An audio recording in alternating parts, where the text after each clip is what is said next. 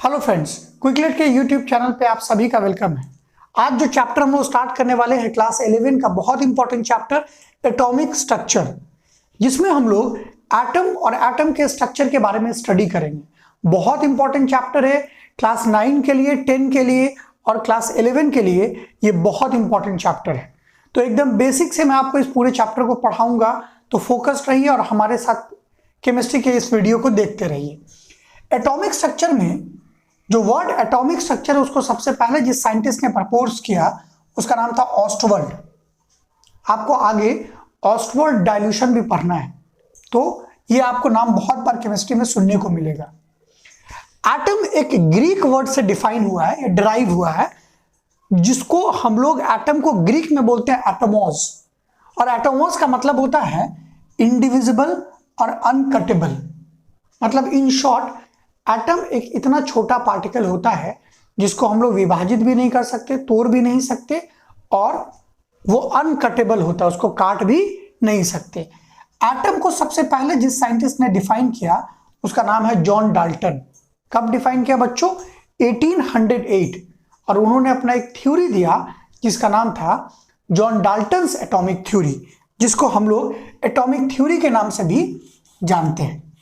तो आइए हम लोग एटॉमिक थ्योरी में एटम के बारे में जानते हैं कि एटॉमिक थ्योरी में जॉन डाल्टन ने एटम के बारे में क्या क्या बताया।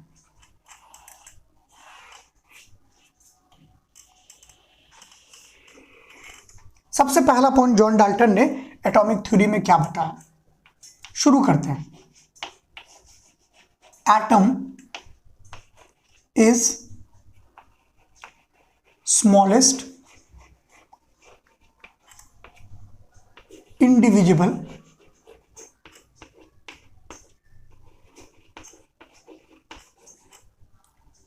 fundamental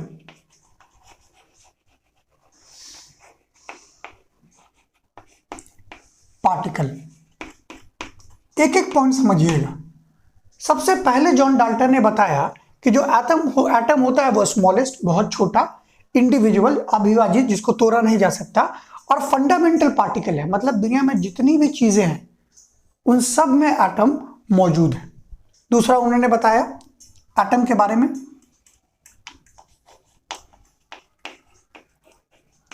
atom is basic unit of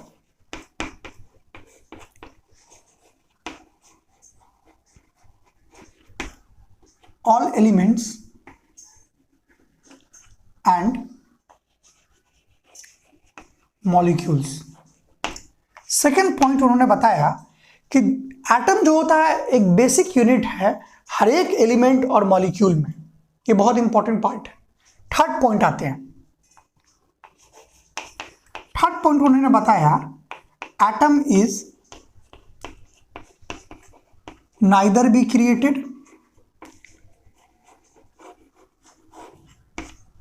nor be destroyed।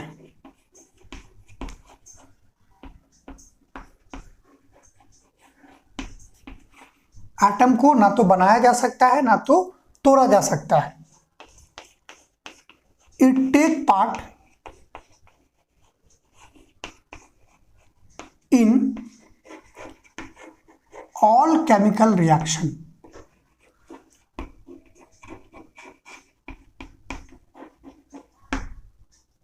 It take part in all chemical reactions. ये तीसरा पॉइंट है। फोर्थ पॉइंट उन्होंने क्या बताया? Atoms of similar elements have similar property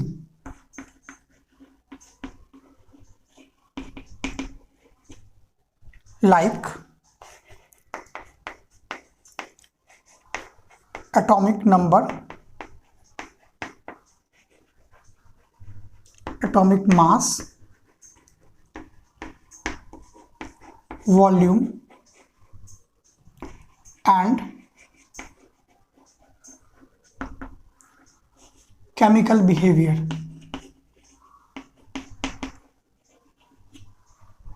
and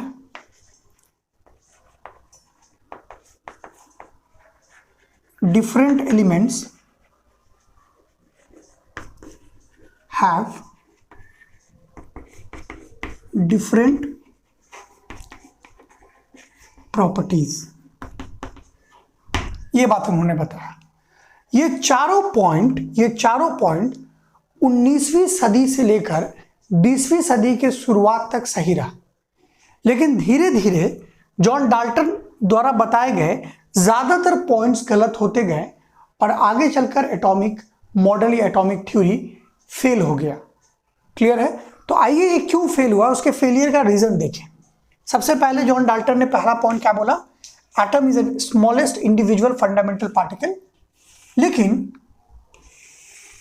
3 साइंटिस्टों ने मिलकर, विलियम क्रूक्स, जे थॉमसन, ई Goldstein और James Chadwick ने मिलकर इलेक्ट्रॉन, प्रोटॉन और न्यूट्रॉन की खोज कर दी, एक एटम को तोड़ दिया।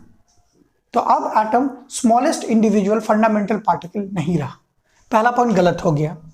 Atom is basic unit of all elements and molecule.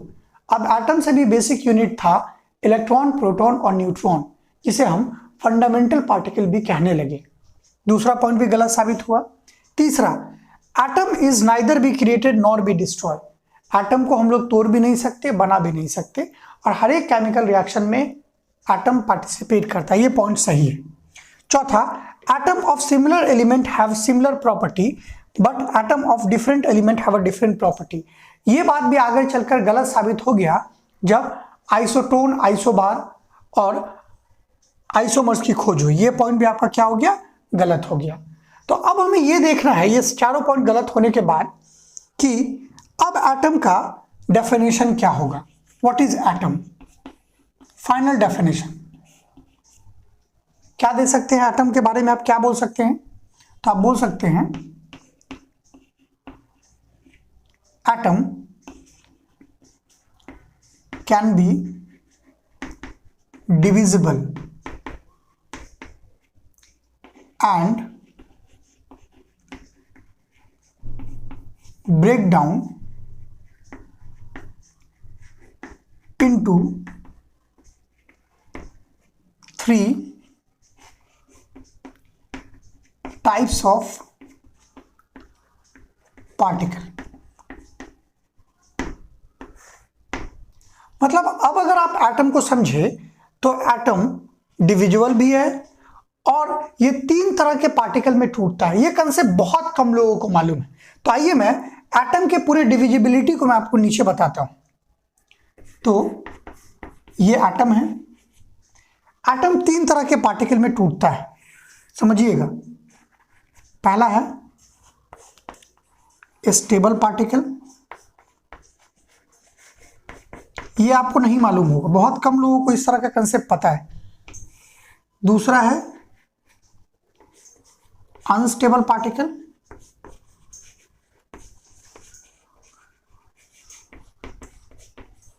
और तीसरा है कंपोजिट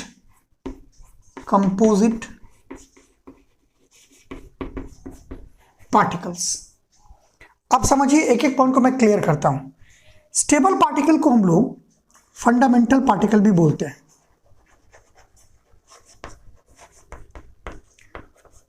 और फंडामेंटल पार्टिकल वैसे पार्टिकल होते हैं जो हर एक एटम में मौजूद होता है, जैसे इलेक्ट्रॉन, प्रोटॉन, न्यूट्रॉन।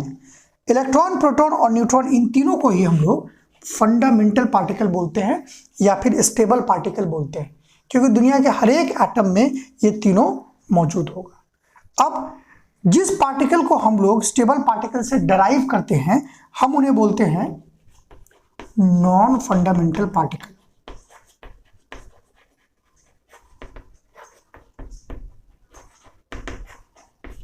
और नॉन फंडामेंटल पार्टिकल में इलेक्ट्रॉन से जो डराइव होता है उसे हम बोलते हैं इलेक्ट्रिनो। प्रोटॉन से जो डराइव होता है उसको हम लोग बोलते हैं पॉजिट्रॉन। न्यूट्रॉन से जो डराइव होता है उसको हम लोग बोलते हैं न्यूट्रिनो, ETC। और बहुत सारे पार्टिकल जैसे पाई मेसॉन, गामा मेसॉन। क्लियर है? पाई मेसॉन, गामा मेसॉन, ये सारे भी अनस्टेबल या नॉन फंडामेंटल पार्टिकल। अब आते हैं कंपोजिट पार्टिकल, जैसे alpha, beta and gamma rays, these are called composite particle. तो टोटल जब एटम टूटता है ना बच्चों, तो लोग बताते हैं एटम टूटने से 3 पार्टिकल्स निकलता है, जिसे हम इलेक्ट्रॉन, प्रोटॉन या न्यूट्रॉन कहते हैं। ये सारी चीजें ना 7, 8, 9, 10 तक ठीक है, उसके बाद ये सब गलत है। याद रखिएगा, जब भी हम एटम को तोड़ते हैं तो लगभग 32 तरह के पार्टिकल्स निकलते हैं। ये 32 तरह के पार्टिकल्स या तो स्टेबल पार्टिकल होंगे, या तो अनस्टेबल पार्टिकल होंगे, या तो composite particle. Majority of the particle जो होते हैं वो होते हैं अनस्टेबल पार्टिकल्स, इसमें बहुत ज्यादा पार्टिकल्स हैं। और फंडामेंटल पार्टिकल्स होते हैं 3, इलेक्ट्रॉन, प्रोटॉन और न्यूट्रॉन। हमको हमारे सिलेबस में जो स्टडी करना, वो किसके बारे में बच्चों करना है? स्टेबल पार्टिकल्स के बारे में या फंडामेंटल पार्टिकल्स के बारे में। याद रखिएगा कि दुनिया में 3 ही फंडामेंटल पार्टिकल्स एटम में होते हैं, इलेक्ट्रॉन, प्रोटॉन और न्यूट्रॉन। इलेक्ट्रॉन पे नेगेटिव चार्ज, प्रोटॉन पे पॉजिटिव चार्ज और न्यूट्रॉन चार्जलेस होता है। अब हमारे पूरे कंसेप्ट को जब हम लोग आगे बढ़ेंगे तो हम लोग ये देखेंगे कि इलेक्ट्रॉन के प्रॉपर्टीज को, इलेक्ट्रॉन के डिस्कवरी को, प्रोटॉन के डिस्कवरी को, उसके प्रॉपर्टी को, न्यूट्रॉन के प्रॉपर्टी को और उसके डिस्कवरी को, किस साइंटिस्ट ने उसे डिस्कवर किया, कैसे डिस्कवर किया और उसके प्रॉपर्टीज क्या होते हैं, ये सारे चीज हम लोग अपने नेक्स्ट वीडियो में कवर करेंगे। तो देखते रहे क्विकलेट यूट्यूब का चैनल, लाइक करें, शेयर करें और सब्सक्राइब करें। नेक्स्ट वीडियो में हम लोग पढ़ेंगे discovery of electron. Thank you very much.